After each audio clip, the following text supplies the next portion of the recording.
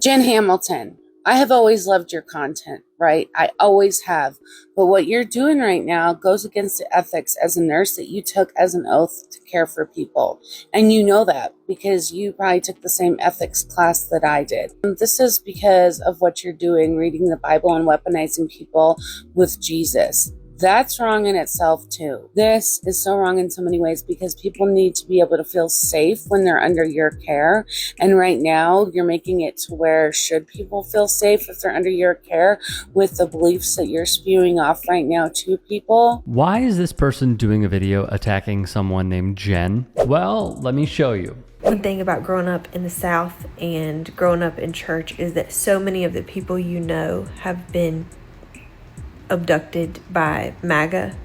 People who used to be like shirt off their back kind of people who now have feelings and beliefs that do not correlate with being a follower of Jesus in any way, shape, or form. Growing up in those places, I am surrounded by that. Like taking my kids to school, MAGA, Trump, MAGA, Trump, MAGA, Trump, all the way there. But I will never stop trying to reach whatever compassion and empathy is left inside. And I had a conversation with somebody today, and I said, if Jesus was here, do you think he would be MAGA? No. So Hamilton, a nurse, posted this video, not a lie told, right? And thus she received this comment. Whoa, be careful there. I am happily MAGA and absolutely love Jesus. We are exhausted from liberal nonsense. To be clear, Shelley wrote this in response to that previous clip from Jen. So Jen did this.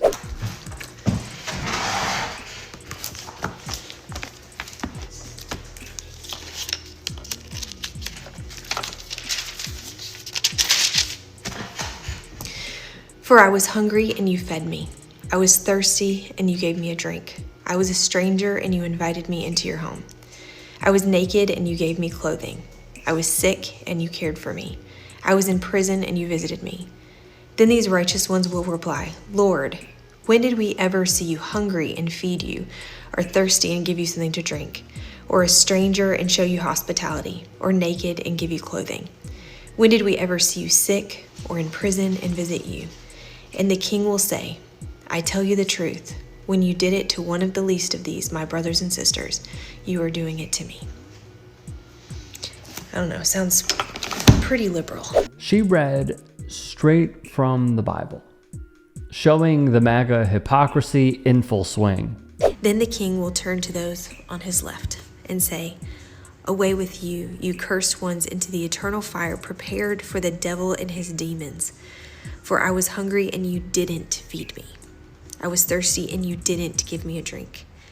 I was a stranger and you didn't invite me into your home. I was naked and you didn't give me clothing. I was sick and in prison and you didn't visit me. Then they will reply, Lord, when did we ever see you hungry or thirsty or a stranger or naked or sick or in prison and not help you? And he will answer, I tell you the truth. When you refused to help the least of these, my brothers and sisters, you were refusing to help me. In turn, you can likely guess what happened next, all right? They tried to get Jen fired from her job. I'm not making this up.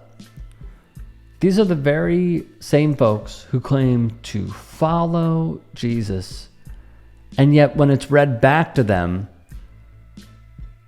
they want that person fired.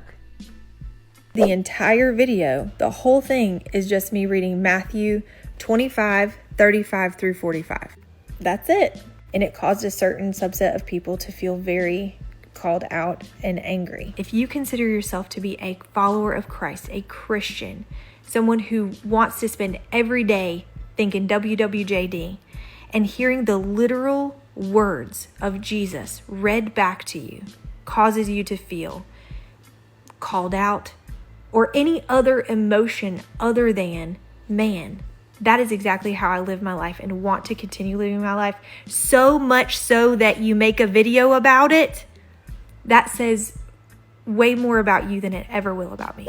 Then, seemingly in response to this person's video we saw, Jen said this. What I want you to understand is that I will fight for your right to make your own informed and empowered decisions about your care, including but not limited to using Chick-fil-A sauce as lube, declining any and all interventions that I think are necessary, and also accepting me or not as your nurse. If you feel unsafe with me in any way, I will go out of my way to find you someone that you feel safer with.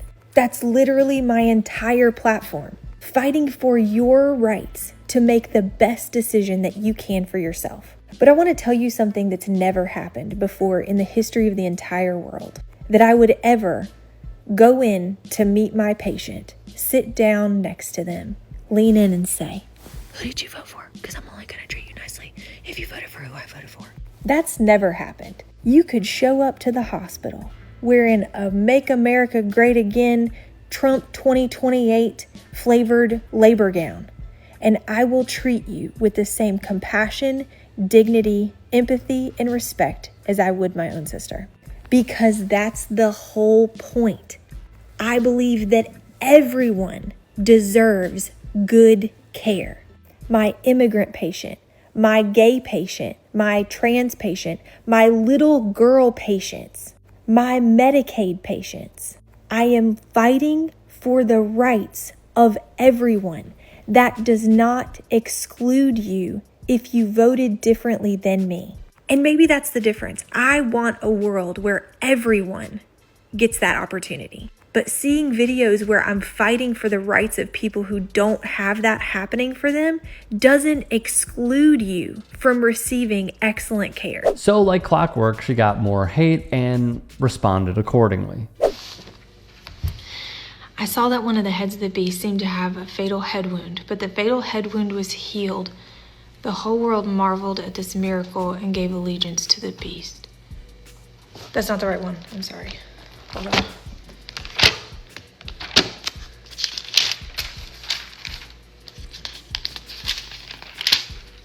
Okay. One of the teachers of religious law was standing there listening to the debate. He realized that Jesus had answered well, so he asked, "Of all the commandments, which is the most important?" Jesus replied, "The most important commandment is this: the Lord our God is the one and only Lord, and you must love the Lord your God with all your heart, all your soul, all your mind, and all your strength. The second is equally important: love your neighbor as yourself. No other commandment is greater than these." You know, it's been said many times over that there is no hate like Christian love. I get it. I understand it. The biggest hypocrites are those that follow someone like Donald Trump and Stephen Miller and this current administration, and yet also claim to be a follower of Jesus. That's why Charlie Kirk gets called out all the time. That's why folks on the right who support that get called out all the time.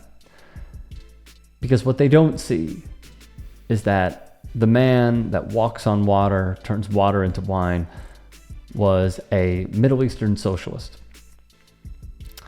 And the fact that they think that he is one of them, it's incredible. Jen is going to continue doing these Bible study videos as she puts them out. And I got to say, the comments are not disappointing because there are many agnostic people, Jewish people, Muslim people, tons of people who are watching these and saying, wow. And you know who put me onto this at first was John Fugelsang, working on an old show called The Point, where I was a producer. Seeing him in action and then following his work and obviously checking to see if what he was saying was true, and it was, really opened my eyes to all of this. All of it. And quick plug, if you haven't seen it, I interviewed Kristen Kobes-Dumais on my podcast. Check it out, The Rick Strom Show on YouTube. Please sub. And we talked about this and much more. So if you want to see the conversation continuing, please go take a look at that interview because it was eye-opening.